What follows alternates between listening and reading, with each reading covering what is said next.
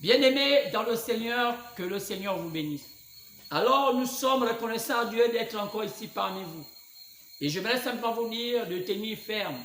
Vous savez que le peuple d'Israël, lorsqu'ils ont eu cette promesse de quitter l'Égypte et d'aller à la terre promise, alors il y a eu un temps difficile.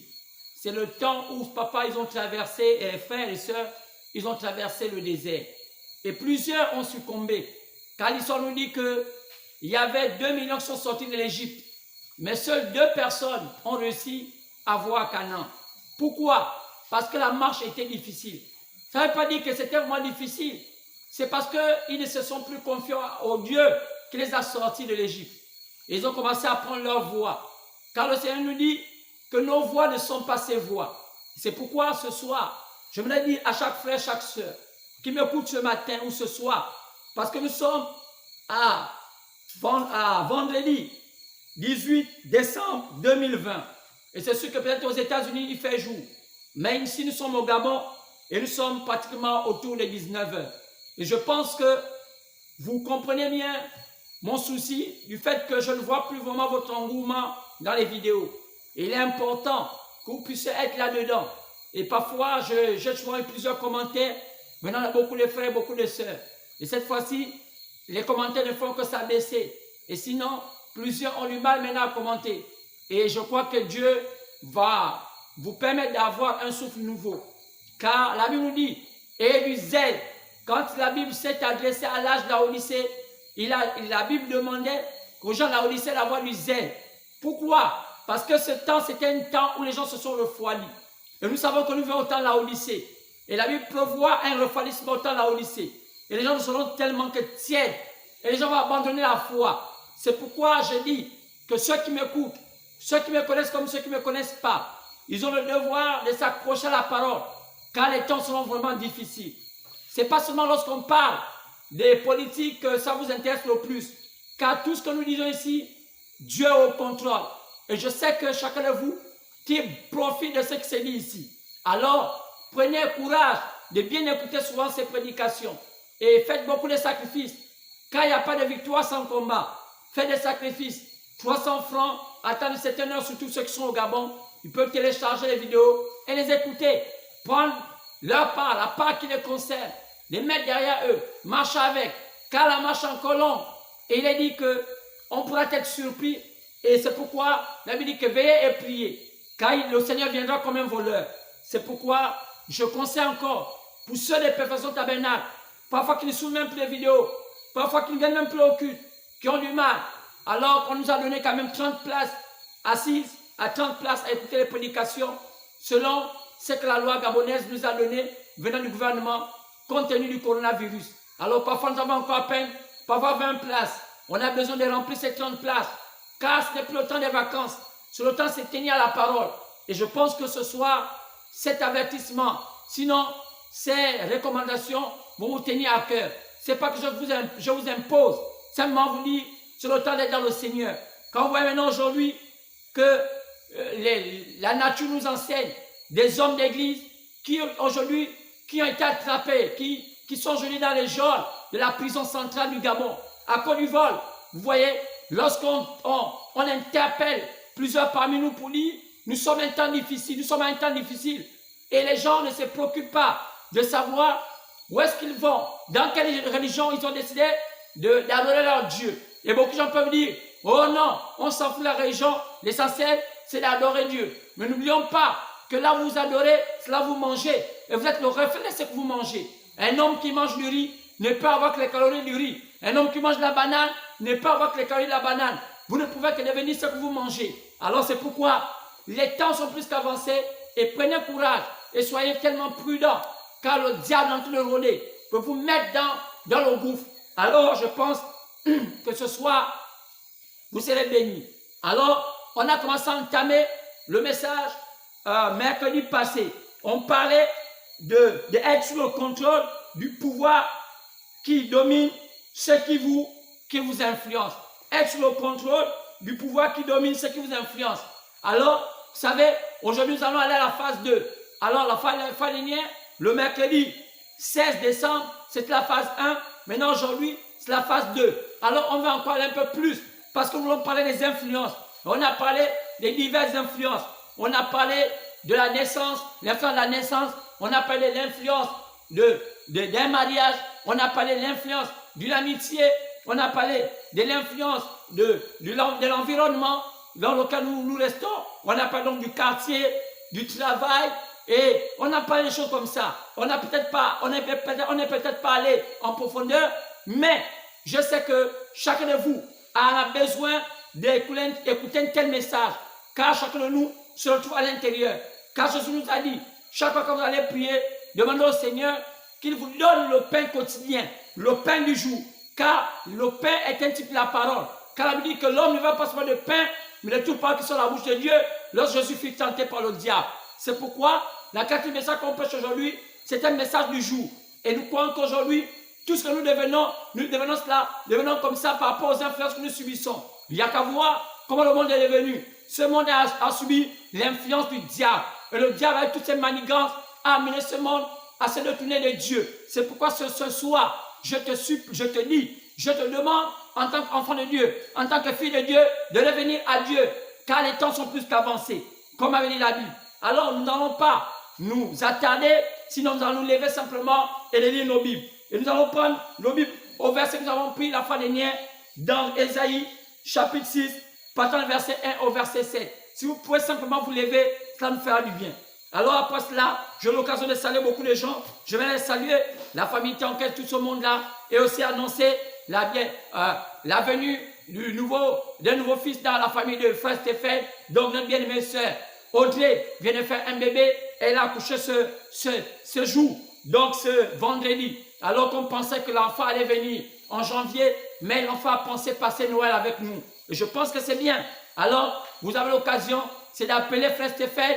C'est pas que vous avez beaucoup de moyens de pouvoir appeler, ou bien appeler Audrey, car elle se trouve aujourd'hui sous les bons soins des hôpitaux. Alors, appelez et saluez-les. Dites-leur que Dieu vous bénisse, on vous apprécie. C'est déjà l'intention qui est bonne. Même si vous n'avez pas de moyens, seulement l'intention c'est bien. Une salutation, ça fera du bien. Alors, saluez Frère Stéphane qui vient de mettre au monde un bébé avec la sœur Audrey. Et c'est bien. Alors que Dieu vous bénisse richement. Alors, on peut seulement se lever et après, on va lire une portion d'écriture. Prenons Ésaïe.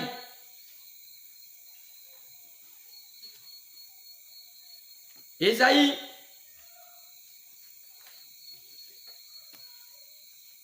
Ésaïe 6, partons du verset 1 au verset 7. On va lire cette écriture.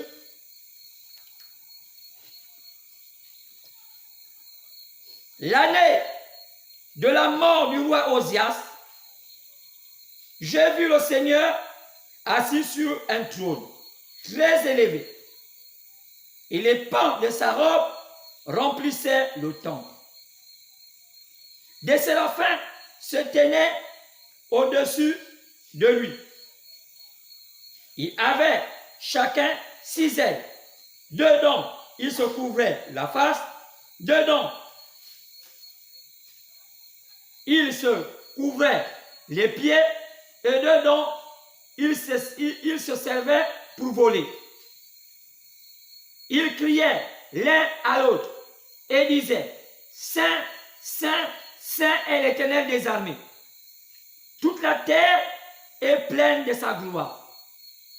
Les portes furent ébranlées dans leur fondement par la voix qui retentissait et la maison se remplit de fumée. Alors, j'ai dit, malheur à moi, je suis perdu, car je suis un homme dont les lèvres sont impures. J'habite au milieu d'un peuple dont les lèvres sont impures. Et mes yeux ont vu le roi, l'Éternel des armées. Mais l'un des séraphins vola vers moi, tenant à sa main une pierre ardente qu'il avait prise sur l'autel avec des pincettes. Il en toucha ma bouche et il dit, ceci a touché tes lèvres, ton iniquité est enlevée et ton péché est expié. Que le Seigneur bénisse la lecture de sa parole dans le parfait nom du Seigneur Jésus-Christ, j'ai ainsi prié. Amen. Alors, veuillez vous asseoir. Comme je le disais la fois dernière, nous allons parler d'être sous ceux qui sont sous le contrôle du pouvoir qui domine ceux qui les influencent. Vous savez, un homme est toujours influencé par quelque chose. Soit par ses parents géniteurs, soit par une liaison qui se fait par mariage, ou soit par une amitié qui contracte, soit par un environnement là où il est. Quelqu'un a toujours une influence par rapport à quelque chose. Pourquoi? Parce que lorsque quelqu'un naît, il naît sans connaître les tenants, les aboutissants du monde dans lequel il va habiter. Il n'est qu'un enfant, il est ignorant, mais il va commencer à s'habituer à un environnement. Et le premier environnement dont il s'habitue, c'est qu'il va avoir sa mère. Parce que déjà depuis 9 mois, ou depuis 10 mois, pour des grossesses qui vont jusqu'à 10 mois, ou même 11 mois, l'enfant s'habitue à la chaleur du ventre de la mère. Donc c'est un environnement. Donc il s'habitue à cette influence. Et après cela, il va commencer à voir les premiers qui vont venir autour de lui, soit sur le médecin, il va voir si la famille. Donc, en réalité, dans cette venue de l'enfant sur la terre, il subit des influences. Ce sont ces influences qui vont finir par le cadrer, le façonner, le modeler. Car l'enfant sait que physiquement, il a déjà une tête, il a une bouche, il a des yeux, pour ceux qui ne sont pas handicapés, il a tous ses membres normaux.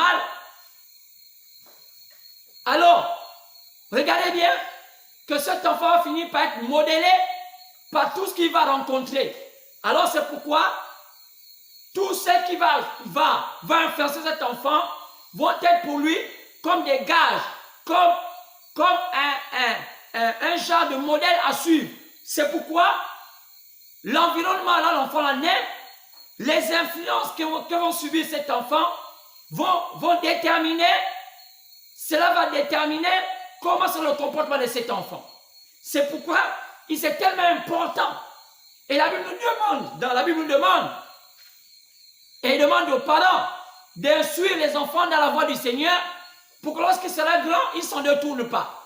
Mais pour nous, qui n'avons pas connu le Seigneur dès le bas âge, il fallait une grâce divine. Abraham aussi était né comme nous.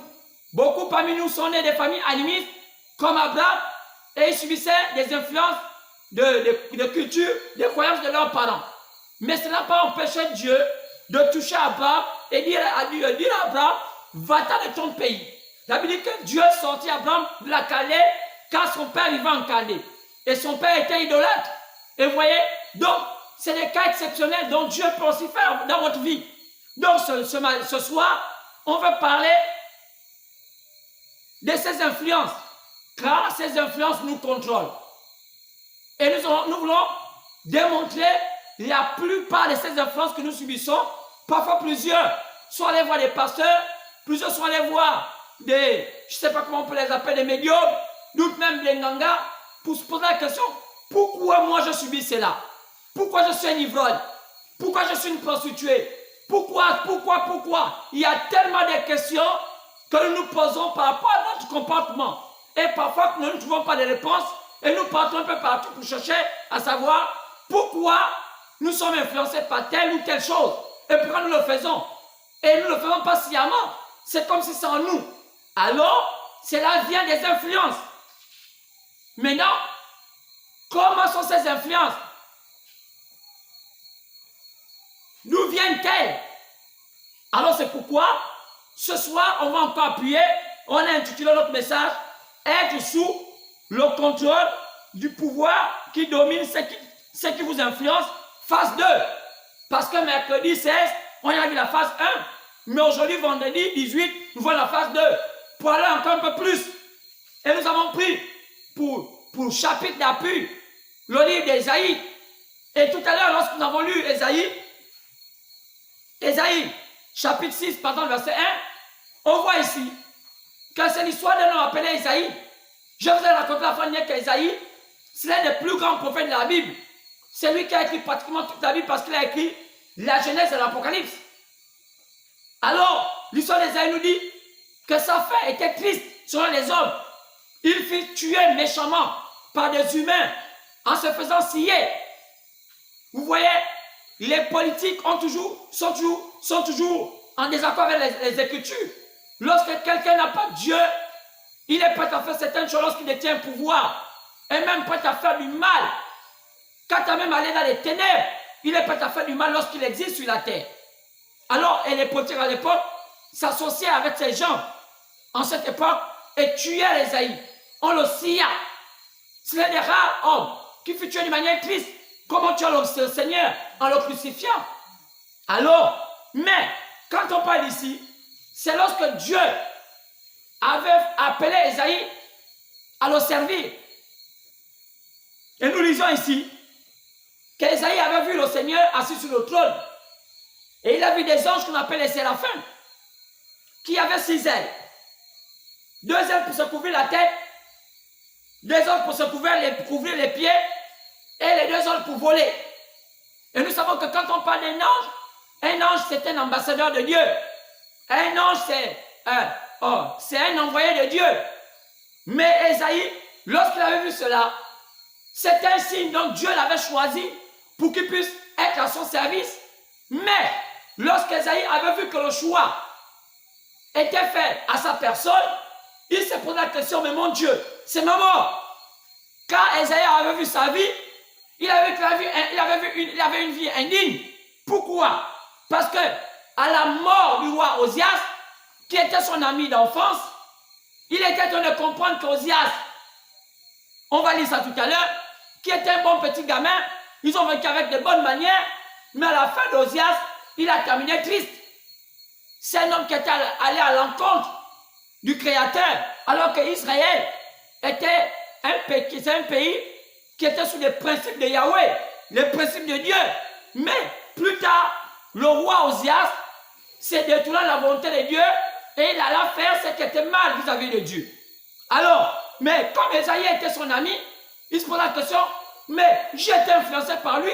Pour moi, Osias était un modèle pour moi. Maintenant, si tout de ce que j'ai reçu d'Osias, que j'ai pris comme modèle, termine à ce qu'Osias devienne un homme rétrograde, soit en encontre, va à l'encontre des principes de Dieu, ça veut dire que tout ce que j'ai pris d'Osias est faux.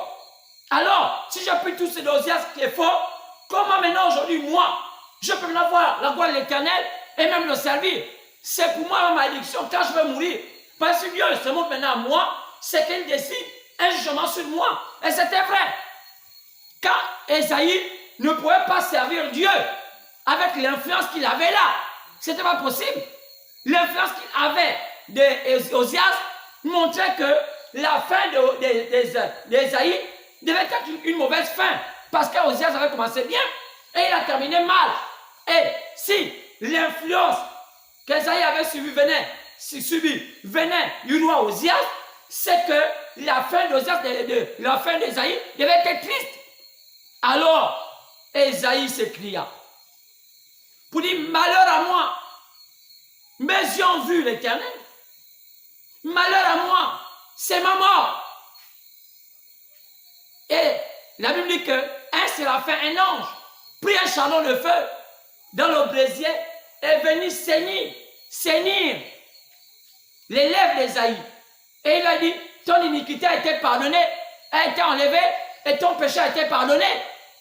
Quoi? Il fallait un charbon de feu, un vrai serviteur de Dieu. Quel que soit ce qu'il peut dire, quel que soit le milieu où il vient, nous sommes les hommes, nous sommes les pèlerins de la terre. Et on a toujours quelque chose qui nous tient comme étant un péché. Le Seigneur, avant qu'il t'appelle pour son service, il est dans le devoir de venir assainir tes lèvres. Un vrai serviteur de Dieu ne peut pas rentrer en fonction, en servant l'Éternel, si l'Éternel ne rentre pas en action pour venir le purifier de tout le mal qu'il en a subi. Pourquoi? Parce qu'un homme vivant sur la terre ne peut pas vivre comme ça sans contracter le péché. Et c'est comme ça, lorsque Dieu t'appelle, même en tant que servant de l'Éternel, le Seigneur est dans l'obligation de te nettoyer. C'est pourquoi on appelle cette phase la sanctification. Et la sanctification ne vient pas par tout sont des choses qu'on voit aujourd'hui. Oh jeune, on fait ceci, on fait cela. Non. La Bible dit que Jésus prenait dans sa prière, je crois des gens 17, il dit, Père, sanctifie-les par ta parole. Car ta parole est vérité. Et nous devons être sanctifiés par sa parole. Donc aujourd'hui, ce n'est pas une forme d'aller, bien une forme de marcher, avec une forme de piété pour dire, j'étais sanctifié.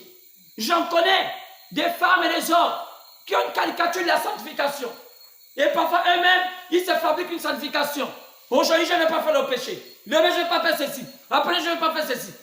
Allez-y, quelques mois plus tard, vous la trouvez bien, vous trouvez cette personne dans l'état dans lequel elle était au commencement. Pourquoi? Parce qu'on ne peut pas soi-même s'affranchir du péché. Il faut supplier l'Éternel. Demandons à Dieu de nous assister. Et le miracle, le véritable miracle, la parole de Dieu sanctifie du péché. Alors, mais de quelle parole? Je n'ai pas dit c'est la lecture de la parole, comme beaucoup de gens aujourd'hui disent. On lit la Bible 10 fois, on lit la Bible 30 fois. Oh, moi j'ai déjà lu toute la Bible pendant 20 fois. Cela ne fera rien. Vous pouvez lire la Bible pendant 100 fois, de la Genèse à l'Apocalypse, ça ne fera rien. Car Dieu nous a montré le principe. On est parti de la justification, la sanctification du baptême du Saint-Esprit. Et nous savons que la justification passe par les eaux. Et nous, quand nous reconnaissons le principe, la justification par les eaux de baptême, et que nous demandons au Seigneur de nous purifier par sa parole, mais quelle parole? La parole révélée. Car la Bible dit que le Seigneur dit que je bâtirai mon église sur la révélation. Mais la version de quoi? De sa parole. Alors, Dieu vient couronner cela par le Saint-Esprit en vous. C'est également le gage. C'est le cachet. Le Saint-Esprit en vous est le cachet qui montre que vous êtes un produit terminé. Vous êtes un produit travaillé et prêt à être servi. Prêt à être au service. Mais aussi longtemps qu'on n'avait pas eu ce gage du Saint-Esprit, ce sceau. Alors, ne pensez pas que la messe est dite. Ne pensez pas que tout est terminé. Et même quand vous avez le Saint-Esprit, vous avez besoin de remplissage après remplissage. Parce que le Saint-Esprit n'est pas, dès qu'il vient en vous, seulement comme ça. Non. Vous avez besoin de marcher. Marchez toujours avec lui. Jusqu'à ce que vous allez atteindre la pleine stature. Et c'est ça qui est mauvais avec les gens. Alors, Ésaïe c'est lamentable. Mais pourquoi Ésaïe le fit? Parce qu'il était l'ami d'Ozias. On peut voir dans 2 Chroniques. 2 Chroniques chapitre 26. Partant du verset 1 au verset 15. 2 Chroniques. Regardez bien ça. Et l'histoire nous dit que Ésaïe avait remplacé son père à l'âge de 16 ans. C'est l'histoire de Ozias autant pour moi. Ozias, l'ami d'Ésaïe, qui avait remplacé, donc 2 Chroniques 26, 1 à 15. Il remplaça son père à Macha. Et quand on regarde des 2 Chroniques 26, 16 à 23, on va voir que la fin d'Ozias était triste. Pourquoi? Ozias voulait faire ce qui était contraire à l'Éternel. Il a commencé à aller dans le temple. Il a commencé à prendre l'encens, faire le service rituel qui n'était pas attribué à un roi. Il fallait les sacrificateurs. Même si aujourd'hui, n'importe qui peut se lever et dire je suis pasteur. Mais ce n'est pas n'importe qui est appelé être pasteur. C'est un sacerdoce. On ne devient pas pasteur. On est. Dieu, quand il vous appelle, il vous connaissait depuis le ventre de votre mère, que vous devez le servir. Alors il prédispose. Mais il y a des gens aujourd'hui qui s'improvisent. Parce que aujourd'hui, ce n'est plus un sacerdoce, c'est une manière de se faire de l'argent. Un vrai serviteur de Dieu est désintéressé par l'argent. Même si on sait que l'argent n'est pas encore aujourd'hui sur la terre. Même si on sait qu'un serviteur de Dieu, un vieux vivra par son salaire, par l'heure de son travail, mais un vrai homme de Dieu est désintéressé par ce qu'on appelle l'argent. Il n'est pas là à créer des jeux d'argent, à créer autant de choses pour essayer de se faire de l'argent comme se font jeux d'épargne de ce monde. Et ça affaiblit l'Église. L'Église devient un système de business. Le Saint-Esprit, l'argent a remplacé le Saint-Esprit.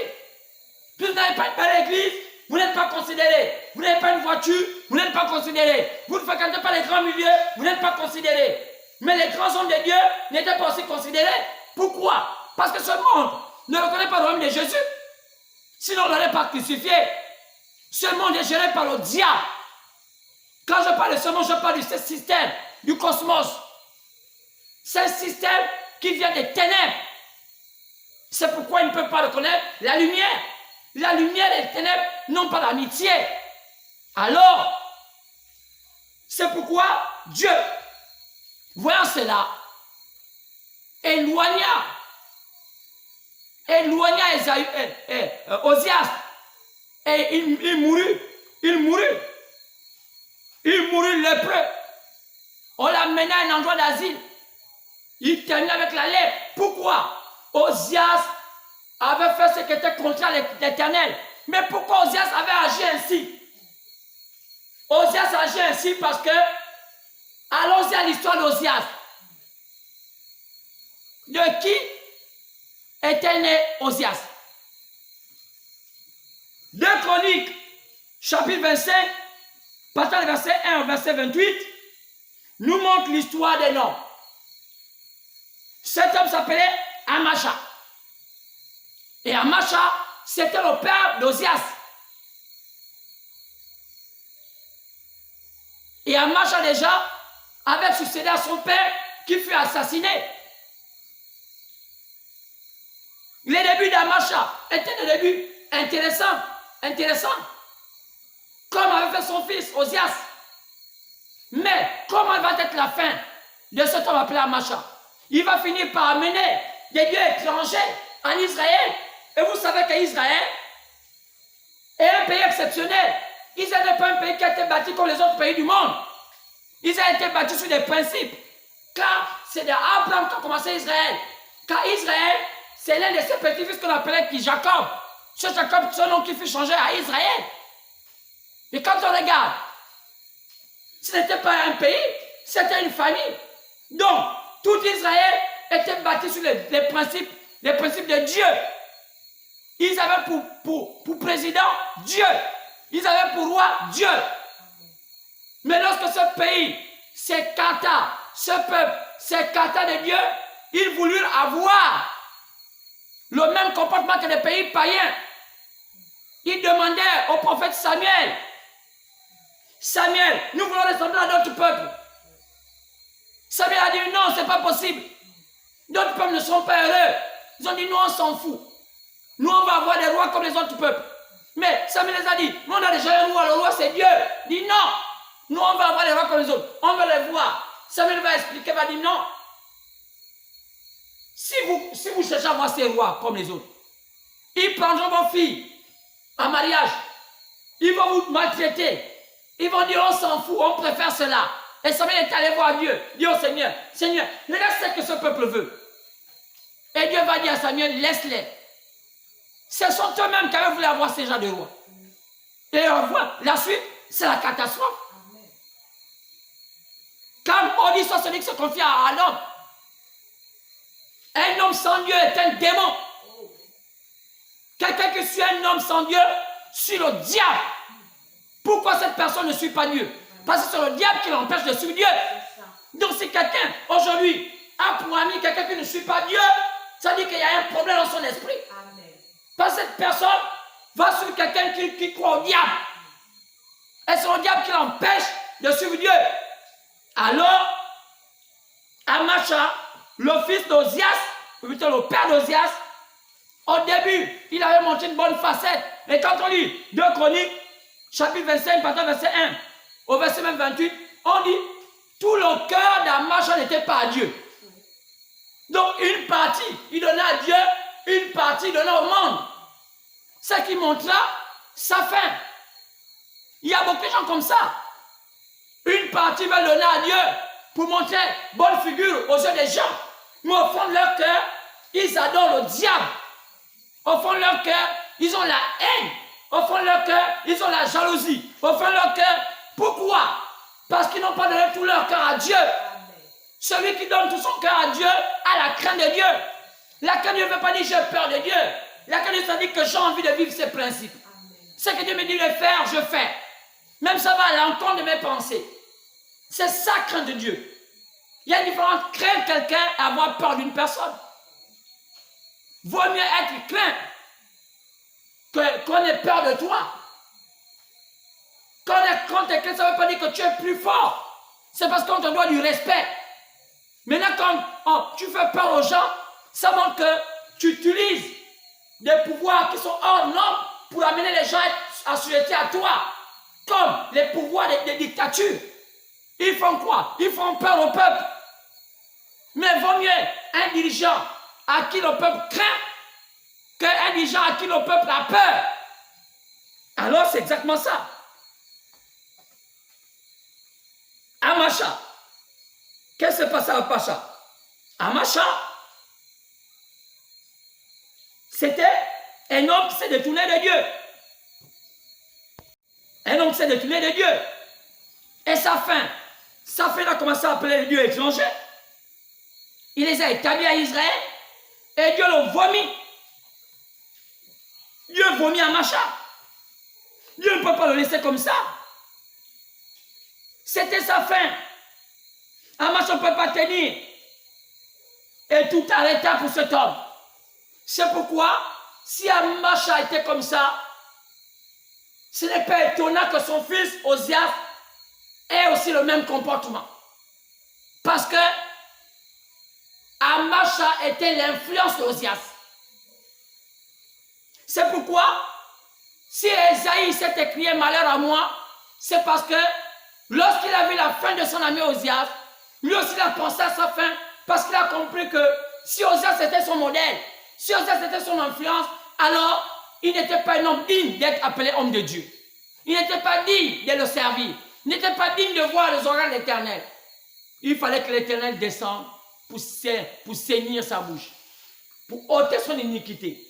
Et ce soir, peut-être que tu m'écoutes aussi, il faut que l'Éternel descende dans ta vie et aussi ôte ton iniquité. Puisse saigner ta bouche, saigner tes yeux, tes oreilles. Qu'est-ce que ça voit? Qu'est-ce que ça dit? Qu'est-ce que ça entend?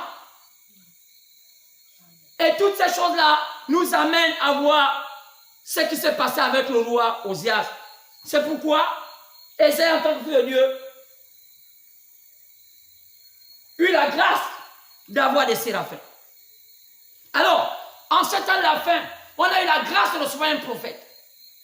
Quand la Bible dit, Amos 3,7, Dieu ne fait rien sans avoir révélé son secret à ses serviteurs les prophètes. Tous les mystères qui ont été cachés, nous on ne connaît même pas parce que on a souvent pensé que les anges, c'est des hommes qui volent. On a des anges, des hommes, des têtes et tout cela. Il y a une forme de caricature. Et on peut voir dans beaucoup des obédients des dessins, des hommes avec des ailes. Comme aujourd'hui on peut aussi voir des hommes qui pensent qu'il y a des femmes qui ont des queues, qu'on appelle des sirènes. Il faut qu'on soit sous le contrôle d'un oint. C'est pourquoi Dieu, au temps de la fin, dans le livre de Malachie 4, partant du verset 5 à 6, 5 à 6 autant de moi, a prévu la venue d'un prophète. On devait l'appeler Élie. C'est l'esprit qui devait l'habiter selon Luc 1, verset 17. Comme Jésus, on l'appelait Emmanuel, Dieu parmi vous, mais il ne s'appelait pas Emmanuel, Dieu parmi vous. Il s'appelait Jésus. Alors, le prophète Élie aussi, il a dit qu'Élie devait venir. Mais quand est-ce? Au temps de la fin. Matthieu 17, verset 10 à 11, Jésus confirme la venue du prophète Élie au temps de la fin. Pour venir faire quoi? Rétablir toutes choses. En ce qui concerne cette question de l'influence, est-ce que le prophète Élie en a parlé? Il en a parlé parce qu'il avait la mission de rétablir toutes choses au temps de la fin. Et il pourrait nous expliquer cette scène. Qu'est-ce qui s'est passé? Aussi longtemps que les sceaux, ce livre des derniers 12 cartes, Ce livre d'Apôtres chapitre 5, ce livre d'Apôtres chapitre 10, qui était écrit dedans en dehors, où étaient cachés tous les mystères cachés des temps, où ce livre de la rédemption, qui était au jardin d'Éden, qui fut retiré, qui était gardé par les chérubins, qui devait être révélé au temps de la fin. Lorsqu'il fut révélé, comme avait dit l'apôtre Jean, dans sa vision, Apôtres chapitre 10, verset 1 à 7, au verset 7, mais qu'à la voix du septième ange, quand c'est maintenant sonné la trompette, alors le mystère de Dieu va s'accomplir. Donc tous les mystères devaient s'accomplir. Donc la connaissance, quand un mystère, c'est quoi? C'est une vérité cachée, que notre divine m'a révélée. C'est pourquoi les influences, c'est quoi? Qu'est-ce qui va se passer? C'est qu'on remarque bien. Déjà, le bon du temps de la fin qui a été reconnu, selon ce qu'avait dit la Bible, dans Matthieu 24, verset 27, que l'éclair qui est parti de l'Orient se montra à l'Occident. Alors, on a compris que ce prophète devait être en Occident, donc en Amérique. Alors, il a été identifié. Et nous savons tous aujourd'hui que l'homme à qui Dieu a utilisé puissamment au XXe siècle, depuis le départ jusqu'à nos jours, l'homme le plus élevé, personne ne peut contredire ça. Il n'y a pas un pasteur au monde qui peut contredire bien, il n'y a qu'à montrer les œuvres que Dieu a fait dans son ministère. Il n'y en a pas. Ça, c'est Billy Graham, le défunt. Oran le défunt. Tommy Osborne, qui a témoigné. Il n'y en a pas. Que ce soit en Afrique, en Europe, en Occident, partout. Au septentrion, en Europe, je vais dire, tout, en Asie. Il n'y en a pas un à qui Dieu a utilisé comme il avait utilisé William Branham. C'est l'homme à qui Dieu a démontré sa puissance et auquel on peut lui dire ça. Même si l'orgueil de l'Afrique aujourd'hui, avec tout ce qu'ils font, l'orgueil avec le grand but pour rien, même l'Europe avec leurs subtilités qui sont devenues aussi morts, même l'Occident avec leur grande gueule, avec tout ce qu'ils font, les artifices alors qu'au fond il n'y a rien. Même l'Asie avec leur religion autant, tout sont des régions qu'on a aujourd'hui. Aucun homme ne peut nous démontrer. Sinon, montrez ça à la place publique. Montrez-moi un seul pasteur au monde, après le départ de Jésus, jusqu'à aujourd'hui, à qui Dieu a utilisé comme il a utilisé William Branham. Ce n'est pas tout seulement de critiquer, ce n'est pas tout seulement d'insulter, ce n'est pas tout seulement de dire que voilà, il est mort comme ça. Mais qui est bien mort? On vous dit que ça a été scié. Oh non! Oh, il a fait comme ça. Oh, sa femme, il avait mal parlé. Vous savez combien de femmes qui ont mal parlé aux hommes de Dieu? Même Sarah avait douté d'Abraham, a douté d'Élohim. Quand Dieu avait dit à Sarah, tu aurais un fils à sa même époque. Sarah dit non. Mais pourtant aujourd'hui, nous croyons que Sarah était la vraie femme d'Abraham. Et c'était un modèle. Mais elle doutait de Dieu. Donc, ce n'est pas des déductions qu'on a aujourd'hui, qu'on voit des petits gens qui se cherchent, qui sont assoiffés de sexe, Bakakou Philippe, des femmes, des déchus comme les Hollandais, qui en font 5 mariages, les Bakimbangu, qui confondaient Dieu avec les guerriers anciens, qui n'est pas dit, on ne peut pas les comparer aujourd'hui. Remettez chaque chose à leur place, reconnaissons le don de Dieu. Mais la haine, la jalousie, surtout en Afrique, les Africains ont dépassé même l'Occident, avec toutes sortes de jalousies. La haine, ils ne sont rien. Et au Gabon, oh, un petit pays comme ça, à peine de 1 800 000 habitants,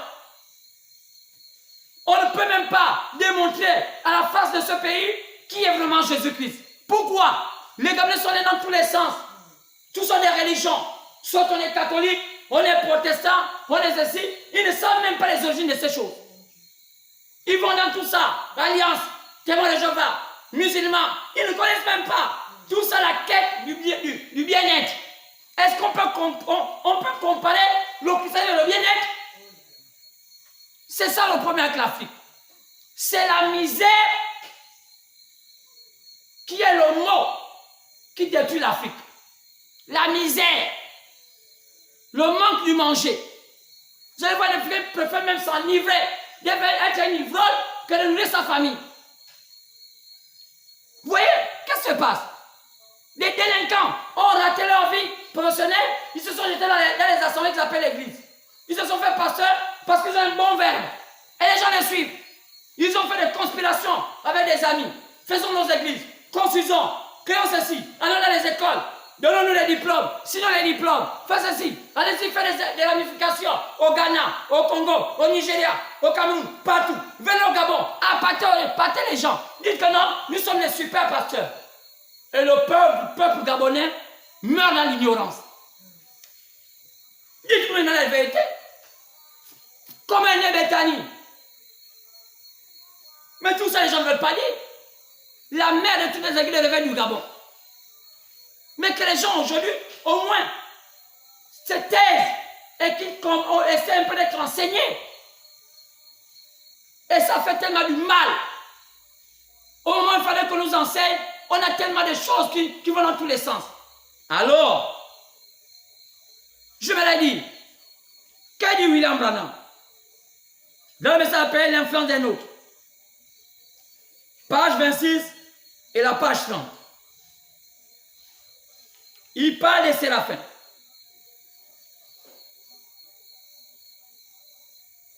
Il dit, remarquez, Ésaïe eut ce qu'il devait trouver quelque chose de différent. Alors, que fit-il? Il alla au temple, il leva les mains et cria à Dieu. Et il eut une vision. Dans cette vision, il vit Dieu. Non pas sur un trône, ici-bas, non, mais à un endroit élevé, très élevé. Oh là là, les pans de sa robe le suivaient et se levaient dans les cieux. Et il vit des séraphins voler d'un coin à l'autre du temple. Oh là là! Et ce mot séraphin signifie brûleur, donc des anges brûleurs, qui se tient près de l'autel. En fait, le séraphin est celui qui reçoit le sacrifice, purifie l'adorateur et ensuite le présente à Dieu. C'est le rôle du séraphin. C'est un peu le type du rôle du pasteur. Un pasteur, c'est un séraphin. Donc, qu'est-ce qu'il fait? C'est celui qui fait cela. Il fait quoi? Il reçoit le sacrifice comme un sacrificateur. C'est ça qu'il fait. Regardez bien le rôle du souverain sacrificateur.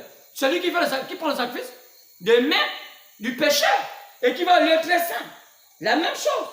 Et purifie l'adorateur et ensuite le présente à Dieu. C'est le séraphin. Sont des êtres angéliques. Ils se tiennent à l'autel, juste à côté de Dieu. Ils reçoivent le sacrifice. Cela montre la justice de Dieu. Le péché ne pouvant entrer en sa présence, à moins d'avoir été expié. Voyez-vous, c'est un séraphin. Voyez, vous vous souvenez, dans les 7 âges de l'Église, comme il veillait sur ces évangiles, un de chaque au jardin d'Éden, tenant un épée flamboyant, il gardait l'autel. Ésaïe, ce grand prophète, quand il entra dans l'esprit, il vit premièrement Dieu assis tout en haut, dans les cieux, au-dessus de tout roi terrestre. Il dit, j'ai vu le roi, l'Éternel, assis sur un trône très élevé. Alors il vit le véritable roi, Dieu lui-même. Et les pans de sa robe le suivaient. C'est exactement ça. C'est ce que Ésaïe avait vu. Qu'est-ce que ça veut dire tout cela? Oh, on a eu la grâce d'avoir un pauvre temps de la fin qui nous explique que les séraphins, ce sont des anges. Les anges ne se tiennent pas là, seulement les séraphins. Oui, c'est une catégorie des anges qui se tiennent là, qui s'appelle les séraphins. Ils ont une position plus élevée que les anges. Donc, dans la catégorie des anges, il y a d'abord les anges, après il y a les séraphins qui sont un peu plus élevés. Et Dieu étant si saint, il couvre leur face en présence d'un Dieu saint. Et la seule chose qu'ils peuvent dire, c'est saint, saint, saint et l'éternel, le Dieu Tout-Puissant. Une couverture spéciale pour pouvoir se tenir dans la présence de Dieu. Une couverture spéciale pour pouvoir se tenir dans la présence de Dieu. De quel genre de couverture avons-nous besoin? Il devait être couvert. Je veux dire ceci tout de suite. Le sang de Jésus, Christ, est entièrement suffisant. Car le sang de Jésus-Christ est cette véritable couverture. Vous voyez, Christ n'est jamais mort pour ses séraphins. Non. Mais ils sont des êtres créés. Il n'est pas mort pour les anges. Il est mort pour les pécheurs. Il n'est pas mort pour les saints. Il est mort pour les impies, comme toi et moi. Ainsi, ici, aussi longtemps que vous pensez que vous êtes saints, il ne peut pas vous faire de bien. Quand quelqu'un se dit qu'il est tellement saint, Dieu ne peut rien faire avec lui. Dieu vient pour les pécheurs. Dieu vient pour les gens qui savent que Seigneur, je ne vaux rien. C'est pourquoi, vous remarquez, ces séraphins étaient extraordinaires, parfaitement saints. Et en lui, il n'y a rien d'autre que la sainteté, donc en Jésus-Christ, la pureté. Maintenant, observez ces ailes quelques minutes. Nous voyons qu'il se couvrait la face, c'est la fin. La face avec deux ailes. Oh, pensez un peu, même des saints anges couvraient leur visage, même les anges saints couvraient leur visage devant la présence de Dieu, du Dieu saint. Et la seule chose qu'ils pouvaient dire, c'était Saint, Saint, Saint, et l'Éternel, le Dieu Tout-Puissant. Saint, Saint, Saint et l'Éternel, le Dieu Tout-Puissant. Et il nous est rapporté qu'il criait jour et nuit. C'est le premier échelon. C'est le premier échelon en dessous de Dieu. Jour et nuit. Sans discontinuer. Et vous pensez que nous faisons beaucoup de bruit. Alors qu'eux, ils crient saint tous les jours. Et nous, en tant que chrétiens, on ne peut même pas crier, même pas une journée, chanter, Seigneur, et c'est non. On dit, on fait trop de bruit, ils font trop de bruit, bien, je fais trop de bruit. Que pense alors? Que pensaient alors du bruit que faisaient des millions d'entre eux, qui, les séraphins, autour du trône, avec une voix qui ébranlait les piliers du temple, lorsqu'un seul cri disait Saint, Saint, Saint. Voyez, c'est une seule voix qui secouait le temple, alors que des millions d'entre eux criaient autour du trône de Dieu, Saint, Saint, Saint est l'Éternel, le Dieu Tout-Puissant. Saint, Saint l'Éternel, le Dieu Tout-Puissant, avec des ailes sur leur face et des ailes sur leurs pieds, et en signe de révérence, de respect, car les ailes sur la tête, les ailes sur les pieds étaient un signe de respect, un signe de piété. Combien les gens, quand ils viennent dans le temple du Saint, ont ce signe de respect, de révérence, de piété, de la crainte du Seigneur. Eux le faisaient. Des gens à qui Jésus n'est pas mort pour eux. Ils étaient déjà même propres, saints. Mais eux, malgré qu'ils étaient saints, ils démontraient à Dieu la révérence. Ils se couvraient. Combien de gens, quand on voit aujourd'hui ce monde, où on voit des hommes, des femmes venir dans le temple, parfois nus, Parfois des amis, oh non, quand Dieu me soeur, mais c'est pas comme ça. Oh non, laisse-moi habiller comme je veux. Les saints, les anges saints, malgré qu'ils étaient saints, ils se couvraient encore les pieds, ils se couvraient encore la tête. En référence, ils craignaient. Quand une soeur vient te dire, soeur, fais attention, ta jupe un peu trop courte, ton haut, on voit un peu. Non, laisse-moi, ça ne te regarde pas. On a aujourd'hui des démons croyants qui ne craignent pas Dieu. Il n'y a pas la crainte. Vous les voyez écouter les louanges. Vraiment, et les louanges maintenant à l'américaine. Qu'il ne faut même pas pleurer l'âme. Qu'il ne faut même pas regretter le péché. Qui entretient la musique gospel dans votre cœur. Entretient le rap. Qui entretient l'esprit de boîte de nuit dans votre cœur. Changez votre manière de faire. Qu'est-ce que vous avez influencé? Oh, j'ai toujours écouté mes chansons gospel. Gospel. Ça se chante comment? Oh, yeah, yeah, yeah, yeah, yeah, yeah, yeah, yeah, yeah, yeah, yeah, yeah, quoi? Oh, quand on chante pour l'éternel, on doit sentir la présence, la crainte. Quelqu'un, quand il écoute la chanson, les larmes veulent couler. Mais là, yeah, yeah, yeah, à longueur de journée. Yeah, yeah, yeah, yeah, Seigneur Jésus. Gna, gna, gna, gna, gna. Mais, vous voyez, c'est ce qui amène aujourd'hui l'esprit rétrograde à nos assemblées. On laisse ces choses. On laisse ça dans les maisons. On laisse ça dans les assemblées. Où est-ce qu'on va aller? Tout doit vers le gouffre. La joie de Dieu ne va jamais être dans votre cœur. C'est la joie des soucis. Quand vous avez un petit 10 000, 20 000, vous commencez à penser que la Dieu est avec vous. Mais au fond, vous êtes en enfer. Oh! Quel était le signe? Pourquoi ces slaveurs faisaient cela? C'était un signe de respect. C'était des ailes qui avaient pour eux de couvrir les pieds et de couvrir la tête en signe de respect. C'est exactement ça. C'est la révérence. À la page 30. Où que vous ayez, placez Dieu avant toute chose. Si un homme se met en colère et vous injure, placez Dieu avant toute chose.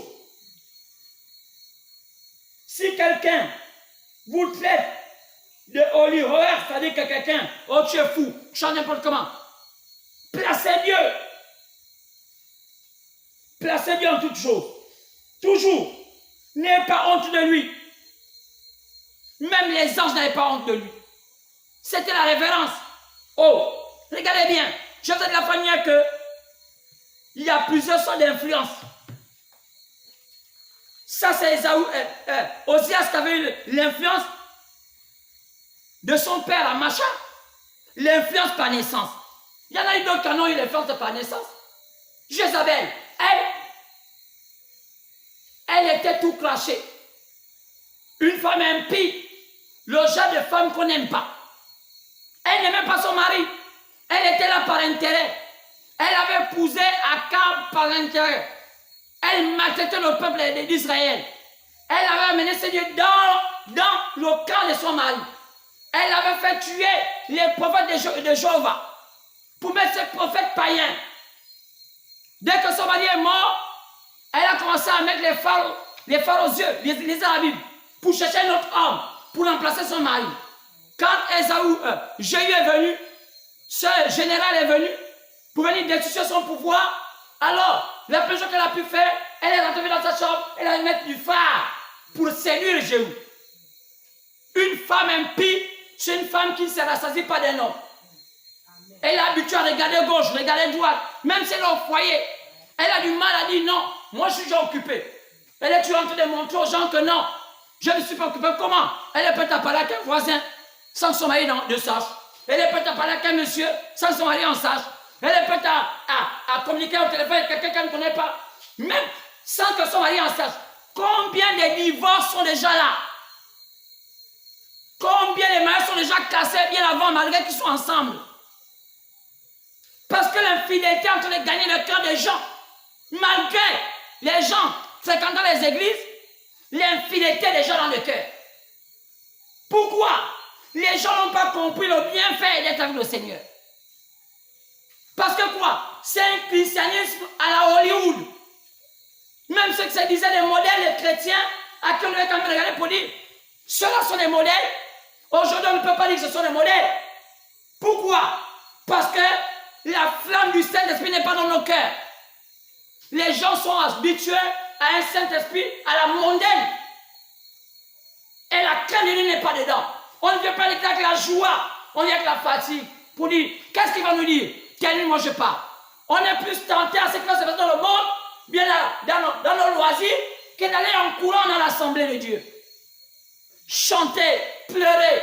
On est prêt à chanter au Seigneur pour que l'assemblée nous regarde. Pour voir quelle est la chose que j'ai mise. On essaie de voir, essaie de s'arranger comme ça. Avec le micro comme ça. Ou bien venir, j'ai un témoignage parce qu'on va quand même se faire voir. On ne vient pas pour dire, Seigneur, aujourd'hui, mon âme doit languir.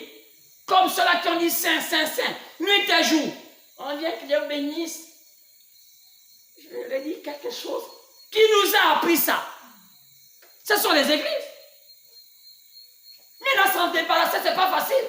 Parce que la plupart de nos enfants ou nos frères, nos soeurs, qui n'ont pas vu le vrai réveil, ne savent même pas comment était le vrai réveil. Les gens qui n'ont pas vu le mouvement, quand Dieu a commencé à utiliser ce jeune de Béthanie, comment les gens avaient la flamme du Seigneur. Ce mouvement, lorsque les gens ont commencé à utiliser ces gens qui ont su le sang de William Branham, dans les années 87, après le mouvement de Béthanie, comment les gens étaient engoués, marchaient de PK8 jusqu'à l'hôpital, par-ci par-là, pour parler de ce message de William Branham, partout, à qui Jésus l'avait donné. L'engouement de ce Dieu. Les gens qui n'ont pas vu cet engouement-là, qu'est-ce qu'ils ont fait? Ils ne sont que la photocopie de ce qu'ils voient maintenant aujourd'hui. Ils ne savent même pas dire que ce n'est pas comme ça qu'on chante. Mais on chante comment? Nous, on est habitués qu'à ça, nous, on n'a entendu que ça. Oui, quoi? L'influence. Jézabel est morte dans son iniquité. Elle avait des parents bizarres. Oh, je peux vous montrer les exemples.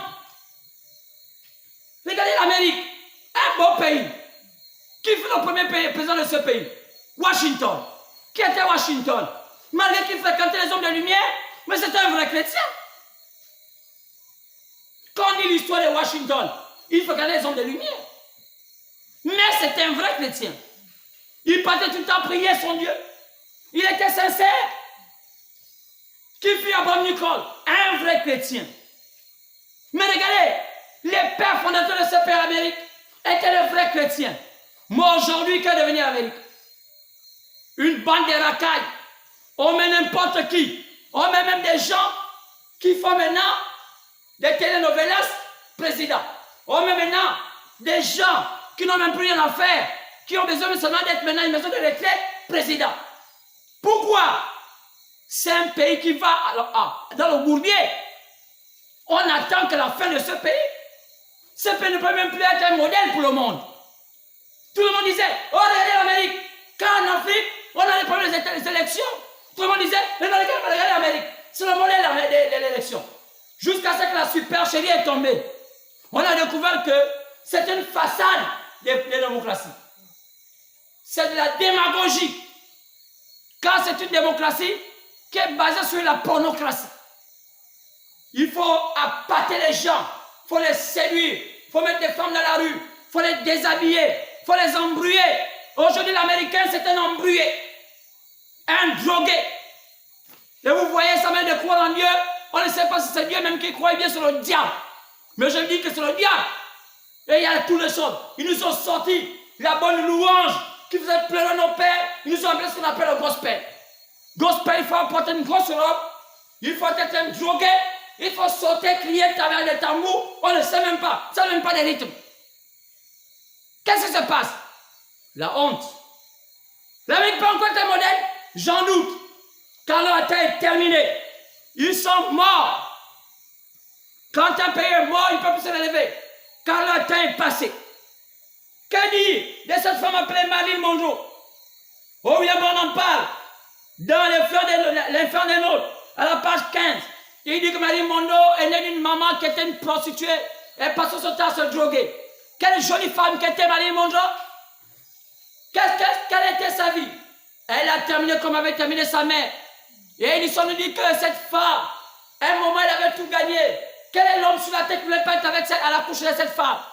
Mais un jour où elle pensait qu'elle a tout gagné, mais il lui manquait quelque chose. Ils ont dit qu'elle est morte de la drogue. Mais William Branham dit que non, elle n'est pas morte les overdoses. Ça, c'était un montage politique. Marie Mongeau est morte du chagrin. Elle avait besoin de Dieu dans sa vie. Elle avait besoin de Christ dans sa vie. Elle a besoin de Dieu dans sa vie. Un homme, malgré qu'il ait gagné tout, une femme, malgré qu'il ait gagné tout de cette terre, il a besoin du chemin retour. Qu'est-ce qui se passe dans ton chemin retour? Gabon, qu'est-ce qui se passe pour toi? Tu as longtemps fait, depuis que tu es indépendant en 1960, le 17 août 1960. Ça fait combien d'années que tu es aujourd'hui indépendant? Pourquoi tu ne changes pas? Pourquoi tu n'évolues pas? Qu'est-ce qui ne va pas? Tu as longtemps été bébé. C'est autant pour toi de grandir. C'est terminé d'être toujours bébé, d'être à la remorque des autres pays. Dieu t'a tout donné.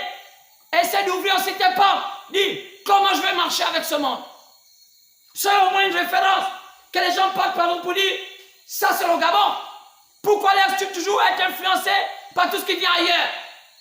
Tu n'as pas de repère. Un tel pays, c'est la destruction. Un tel pays, c'est les ténèbres. Alors, nous sommes à un temps où chacun montre ses valeurs. Qu'est-ce que toi tu montres? Qui sont tes ancêtres? Connais-tu tes origines? Explique ça à ton peuple. Que l'origine du Gabon c'est comme ça. Pourquoi tu as honte à le faire? Parce que tu ne connais même pas tes descendants.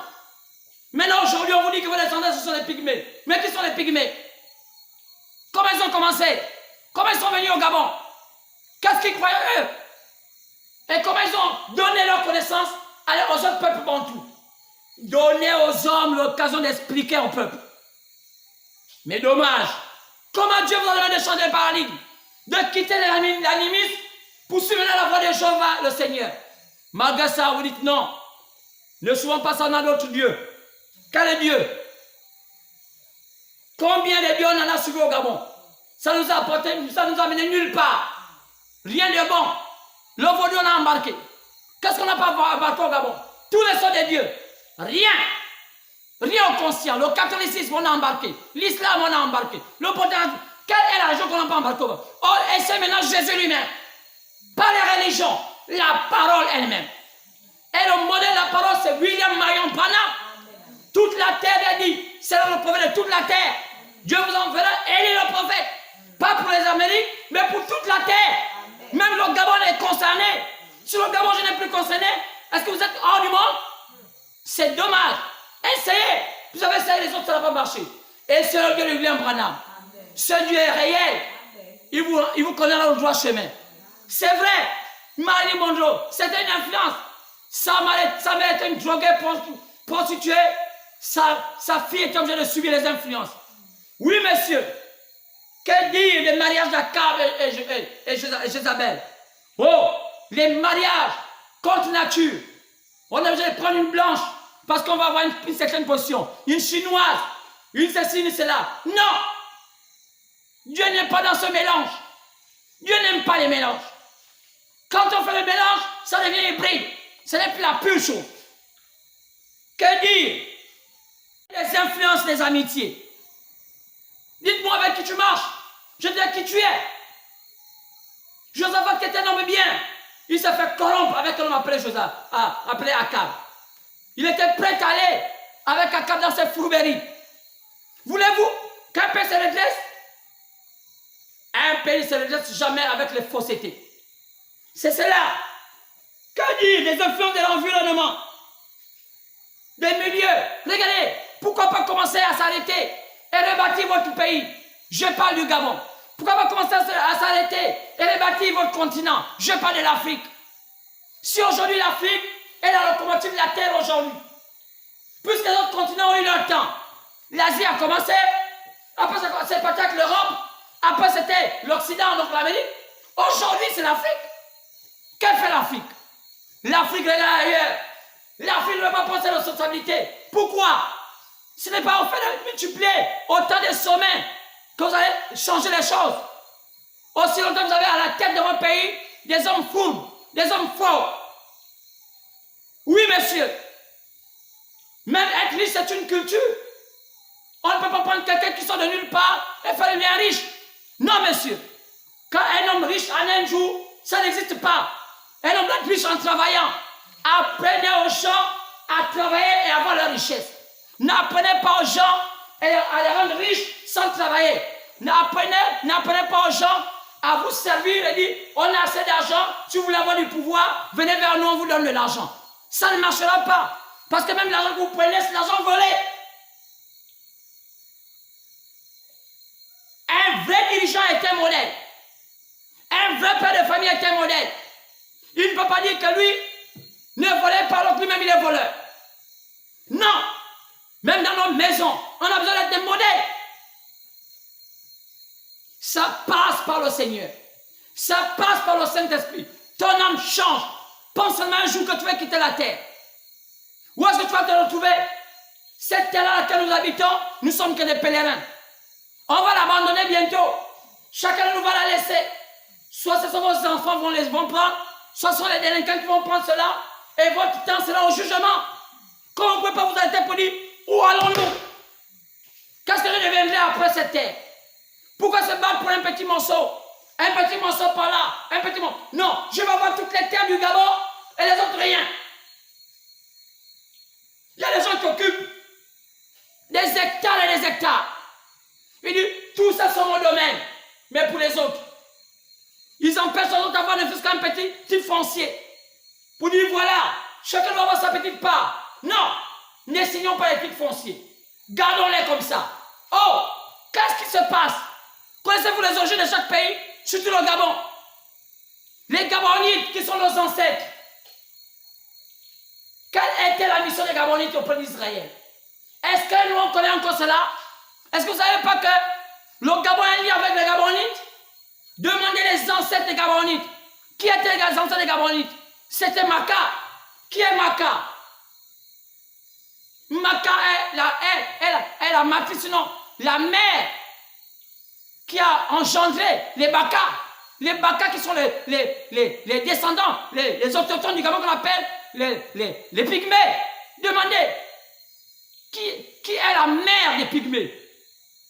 On l'appelait Maka. C'est quoi on appelle les Pygmées, les Baka. Pourquoi ils sont en Afrique centrale? Parce que c'est cela ils sont venus séjourner. Ce sont les premiers habitants de notre pays, l'Afrique centrale. Les Baka, les Pygmées. Mais leur mère c'était qui? C'était Maka. Qui était Maka? La femme de Gabon. Qui était quoi? Le père des Gabonites. Vous croyez que c'est 120 qu'on a donné notre pays, le nom de Gabon? Mais non, il n'y a jamais d'hasard. Le hasard n'existe pas. Chaque chose a une cause. Si on a donné le Gabon, on sait qu'on a donné. Si on a donné le Cameroun, parce qu'on sait qu'on a donné le Cameroun. Si on a donné le Côte d'Ivoire, on sait. Amérique, on sait. Chaque pays, chaque nom a une signification qui a un sens avec les choses de la vie. Mais c'est dommage. Qu'est-ce qui se passe? Les influences. Qu'est-ce qui influence ce pays pour que ce pays n'ait pas sa destinée? L'environnement. L'environnement. Et dans l'environnement, je parle du quartier, du travail et même de la croyance.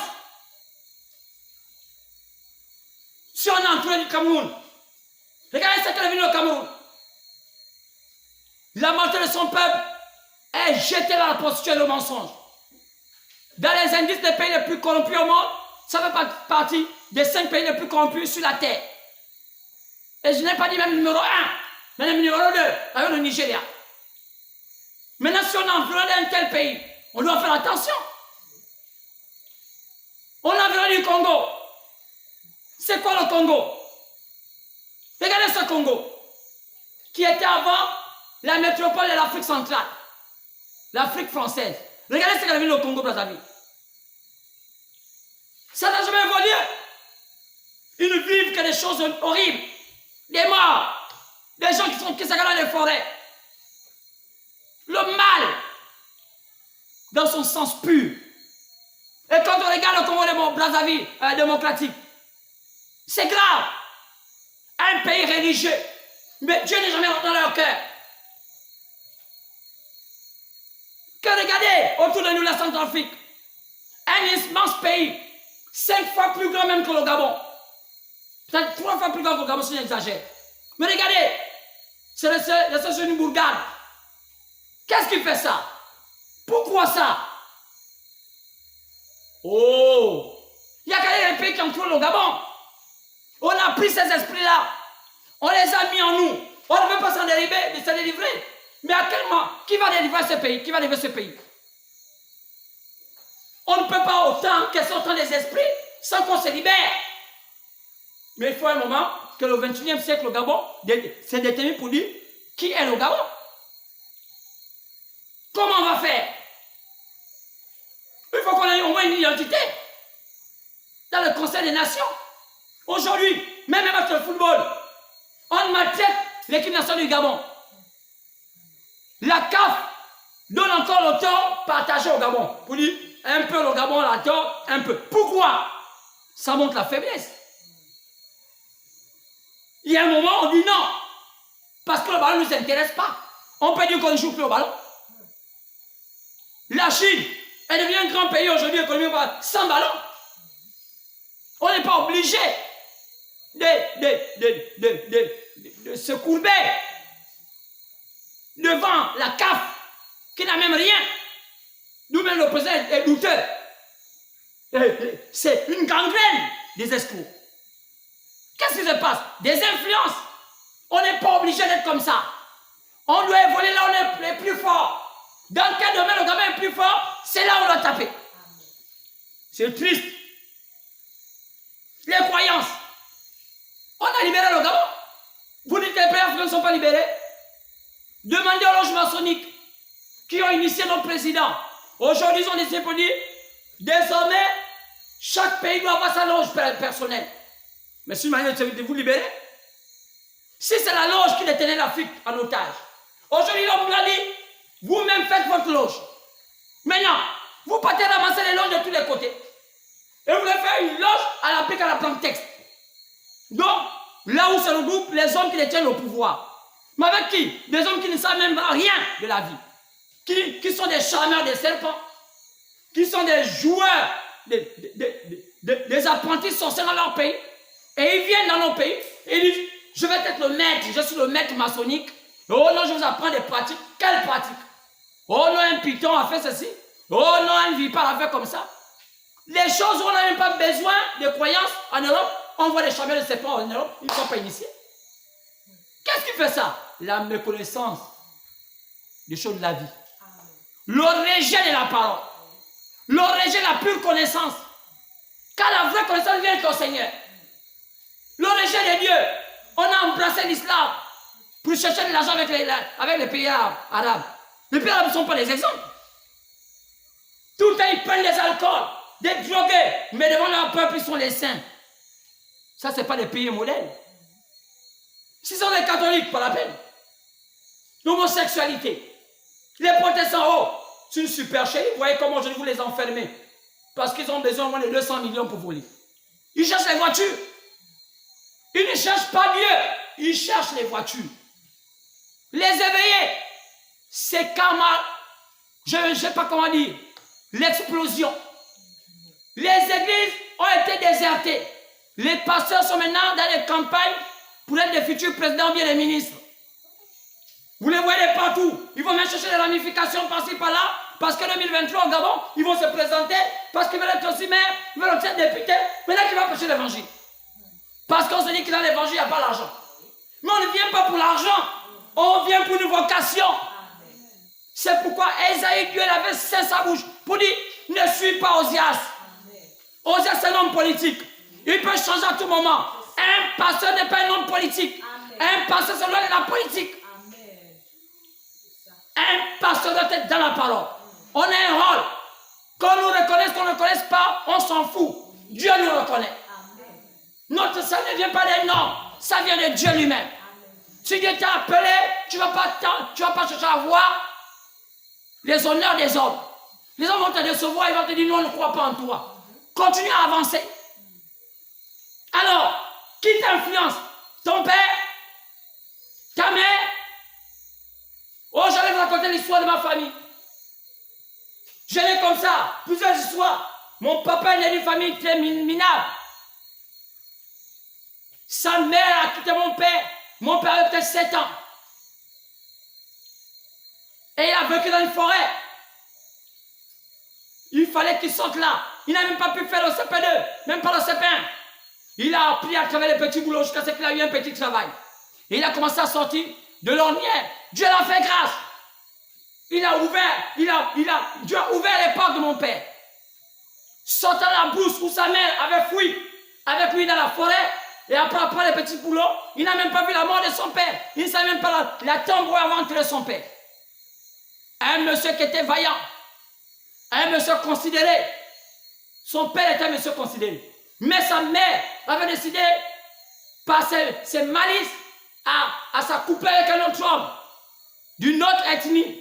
Et voilà comment il a emporté mon père. Et mon père vivait de la cueillette de toutes les choses. Pour s'en sortir, il fallait une grâce de Dieu. Dieu lui fait grâce. Il devient quelqu'un de plus important sur le Gabon. Un grand forestier. Mais dites-moi la fin de cet homme. Je me suis souvent posé la question. Comment papa a pu atteindre un sommet comme ça et puis sombrer? C'était les origines. Il fallait qu'il retourne aux origines. Qu'est-ce qu'il avait influencé? Sa mère. Qui était sa mère? Sa mère, c'est une femme qui comptait que sur le charlatanisme. Donc mon papa ne vivait que dans la conception de la vie du charlatanisme. Ça dit, il fallait toujours faire des trucs, soigner les gens. Alors que Dieu l'avait élevé financièrement. Dieu lui donna toute une manne entre ses mains. Mais pourquoi il n'avait pas pu gérer cela? Ce sont ses origines. De qui il subissait son influence? De sa mère. Comment avait terminé sa mère? Même pas voir une tombe. On a dû l'enterrer dans une forêt. Quoi? Elle a refusé d'avoir ce qu'une femme doit avoir. Tu viens sur terre, tu te maries, tu fondes une famille, tu fais le bonheur d'un homme et tu meurs en grâce. C'est ça la vie d'une femme. Tu nais, tu rencontres un homme, tu fondes une famille, tu élèves tes enfants dans la grâce du Seigneur et tu meurs en grâce. Mais elle, non. Elle comptait sur son gris-gris. Et la fin de mon père, c'était que le gris-gris allait marcher. Et comme il a commencé à réfléchir, le gris-gris ne marcherait pas. Tout se coula dans sa vie. Il termina comme il avait commencé. Plus rien sur lui. Beaucoup parmi vous ont des exemples. Beaucoup parmi vous savent comment est leur vie aujourd'hui. Ils n'avaient qu'à voir ce qui les influence. Ce sont vos relations avec vos amis, vos copains, vos maris, vos papas, vos belles-mères. Comment sont les origines de vos papas et vos mamans? Quel est votre environnement? Regardez bien. Quelque chose a l'emprise sur vous. Et ce soir, vous pouvez être délivré. Et si vous ne voyez pas ça maintenant, demain, ça va vous rattraper. Ça va rattraper Osias. Osias pensait à échapper, mais c'était dans ses gènes.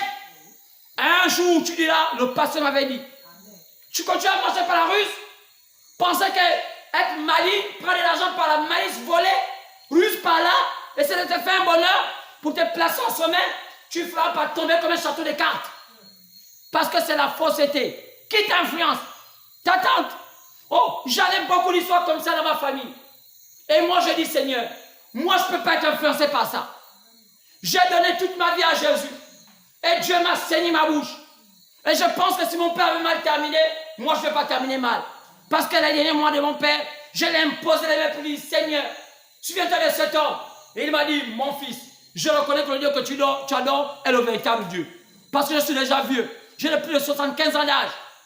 J'ai vu les hommes parlant de Jésus, parlant de l'islam, toutes ces choses. Mais quand je vois la main de toi, tu adores ce Dieu, je pense que tu n'auras pas vraiment d'amis. Mais tu as pris le bon chemin. Pose tes mains sur moi et prie. Et j'ai prié. Je pense à la tête de mon papa. Lorsqu'il m'avait donné cela. Oh! Et ils m'ont donné l'occasion, ma famille, à écrire l'argent de fleurs qui l'accompagnait.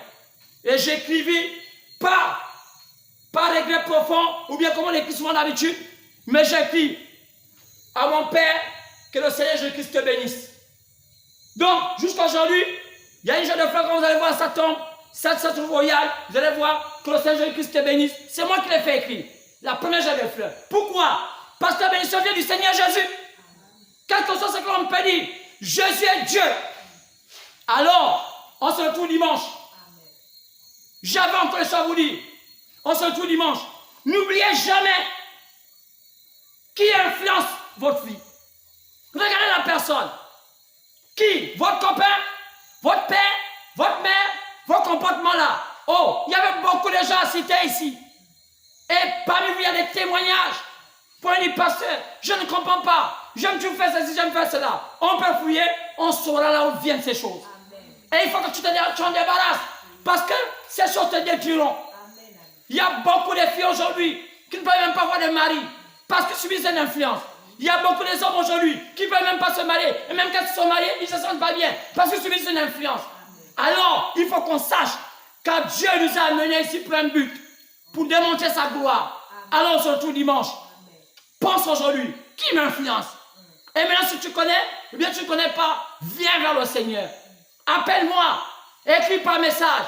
Dis Seigneur, j'ai entendu ta parole. Je veux la connaître plus. Je veux aller vers toi. Seigneur, son temps point d'être libéré. Alors quand tu le diras, il viendra à toi. Car celui qui cherche le Seigneur, il se fera voir. Que Dieu te bénisse.